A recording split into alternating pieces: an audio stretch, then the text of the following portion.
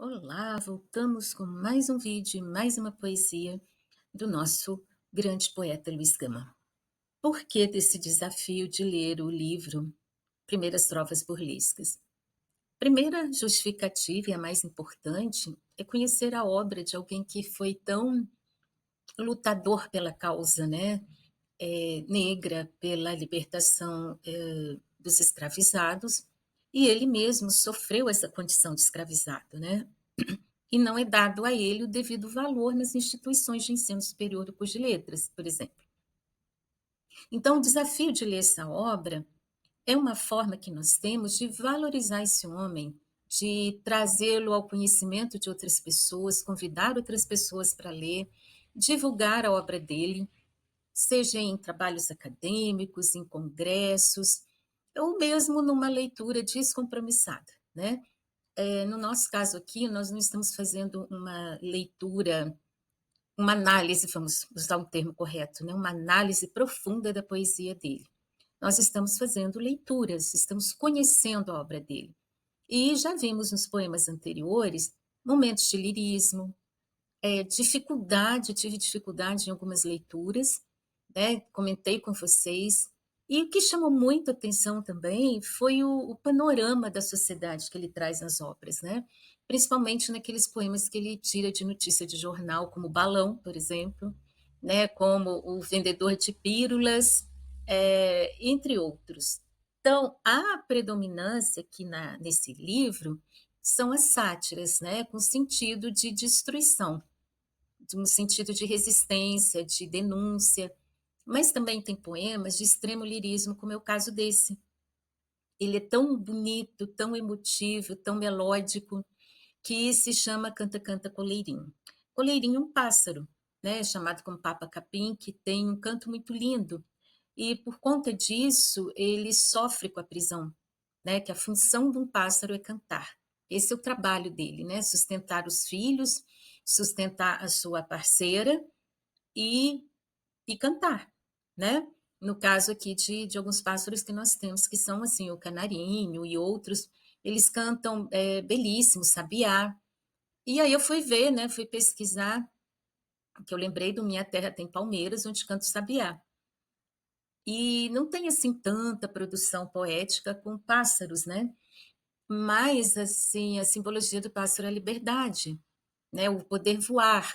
Tem uma definição de poesia que eu acho belíssima, do Manuel de Barros, que é poesia é voar fora da asa. Então, é todo esse sentido de liberdade. E o que o Luiz Gama vai trazer nesse poema de um lirismo, né, muito, muito apregoado, é que esse pássaro ele vai simbolizar, ele vai projetar nesse pássaro a condição do escravizado no Brasil do século XIX. Então, espero que você divulgue a obra dele, baixe o livro, ele já está em domínio público, e vamos valorizar, né, nosso poeta, dar ele um lugar de destaque merecido. Ele foi tão empenhado, lutou tanto, libertou tantos escravizados, né, e foi uma voz que denunciou essa condição e merece um lugar de destaque, correto?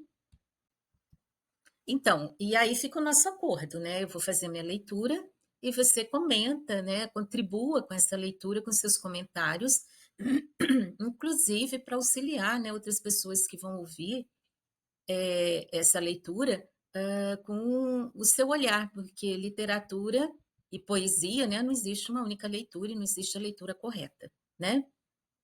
Eu digo isso com 29 anos dando aula de literatura e dando aula de teoria da poesia, né? Vamos lá? Então, ele começa com uma epígrafe, né, que diz assim: assim o escravo agrilhoado canta. Tíbulo. Quem foi Tíbulo? Foi um poeta romano de 50 e pouco antes de Cristo, que tinha um estilo de poesia que falava de amor, da vida simples do campo. Então, essa questão do escravo que ele fala na sua poesia é a escravidão amorosa. Mas o Luiz Gama se apropria desse verso e traz para uma realidade da época. Nós já vimos também nos outros vídeos o como Luiz Gama lia, né? Ele não dominava outras línguas, lia traduções, e ele volta muito grego, na cultura grega. Então vamos lá? Canta, canta, coleirinho, canta, canta, o mal quebranta. Canta afogo a mágoa tanta nessa voz de dor partida. Chora escravo na gaiola, terno esposo, teu filhinho, que sem pai no agreste ninho lá ficou sem ti, sem vida. É óbvio, né, que um pássaro que está com um filhote recém-nascido no ninho, é função do macho levar o alimento, tanto para o passarinho, né, para o filhote, quanto para a mãe. Na falta do macho, que é quem canta, a família está correndo um sério risco de morte, né? Então, o canto aqui, ele não é um canto de liberdade, né? Ele é um canto de dor. E olha que bonito, vou chamar a atenção aqui para o jogo que ele faz, com canta, quebranta, tanta, né? A sonoridade aqui é muito forte, muito bem trabalhada, e nós já vimos em outros momentos, né? Que ele dá ritmo e cadência aos seus poemas. Quando a roxa aurora vinha, manso e manso além dos montes, de ouro orlando nos horizontes, matizando as crespas vagas, junto ao filho, a meiga esposa docemente descansava. E na luz do sol banhavas, né? Desculpa, finas penas noutras plagas. Então eu tenho que um amanhecer, né? Uma cena muito bonita que ele descreve. O roxo da aurora e a mansidão desse dia que vai nascendo, o sol, que é o ouro, né? Orlando os horizontes, e junto ao filho amigo e esposa ele limpava suas penas. Então ele tinha uma vida tranquila, uma vida calma, assim como as pessoas que viviam no continente africano antes de serem vendidos, né, como escravizados, também viviam. E, de repente, essa calma é quebrada, né? Porque ele foi tirado daquele ambiente e preso em uma gaiola. Hoje tristes, já não trinas, como outrora nos palmares, olha a referência que ele faz. Lembram, né, do quilombo? Então ele traz essa questão dos palmares aqui. Hoje escravo nos solares, não te embala a dúlia brisa, nem se casa aos teus gorjeios o gemer das gotas alvas, pelas negras rochas calvas da cascata que desliza. Então, a situação da prisão numa gaiola, realmente, gente, vamos tirar um pouquinho a visão do escravizado, passarinho preso é algo muito triste, né? Assim como essa situação do escravizado. Veja que o passarinho é tirado do ambiente dele e vai para dentro de um solar. Eu tenho a palavra para o Palmares, que é uma referência que não dá para a gente descartar, né? E quem vai também para os solares, né? Os escravizados vindos do continente, muitos deles vendidos pelos jesuítas, né? Luiz Felipe de Alencastro, no Trato dos Viventes, trabalha muito essa questão.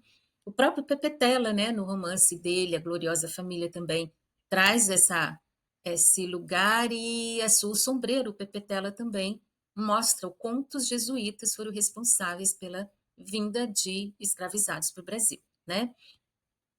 Então, aí ele continua nesse jogo, né, da condição do coleirinho, no hoje dele triste, longe, abandonado, né, sozinho. E aí ele traz a lembrança do filho, né? Não te beija, filho tenro, não te inspira a fonte amena, nem da lua a luz serena vem teus ferros pratear. Só de sombras carregado da gaiola no puleiro, vem o tredo cativeiro, mágoas e prantos acordar. Então eu tenho um jogo aqui assim da natureza, né, junto com esse pássaro. A lua, né, não vem trazer a luz para ali, porque não é um lugar de liberdade, né? E ali é um lugar de sombras, né? Um lugar triste, não tem presença de luz alguma. E aí ele vai trazer essa referência de novo, né? Dessa ausência de vida, vamos dizer assim, dessa condição, né? Que esse pássaro, representando os escravizados, vive. E aí ele volta, canta, canta, coleirinho, canta, canta, mal quebranta. Canta, afoga a mágoa tanta, nessa voz de dor partida. Chora escravo na gaiola, tendo esposo o teu filhinho, que sem pai no agreste ninho, lá ficou sem ti, sem vida. Quando ele repete essa primeira estrofe, ele cria aqui uma circularidade no poema, porque ele repete a primeira estrofe e você volta para as outras. Então é um canto, né, que os pássaros têm de uma repetição ele também usa essa mesma estratégia aqui para fazer as repetições do poema, né. Então eu tenho elementos aqui muito fortes, que são palmares, que são as sombras, sombra, ausência de conhecimento, ausência de liberdade, o cantar, né, do pássaro já não é um cantar alegre, é um cantar triste, e essa prisão do pássaro, essa quebra da liberdade, ele está transpondo aqui a condição do escravizado no Brasil. Muito bonito, belíssimo. Desafia aqui alguém a fazer uma análise mais cuidadosa com as aliterações, assonâncias, observação das rimas, né? E um trabalho mais assim cuidadoso, que vai render um belíssimo artigo aqui, quem puder fazer.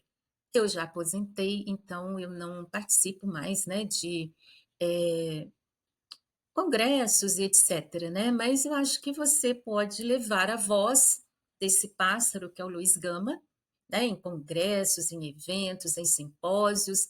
Quem sabe um dia Abrali que tem um simpósio chamado Luiz Gama, já pensou que lindo? E valorizar, né, a produção desse homem tão incrível, que cada poema que eu estou lendo aqui, eu estou ficando mais encantada com ele. Espero que você também se encante. Até o próximo vídeo.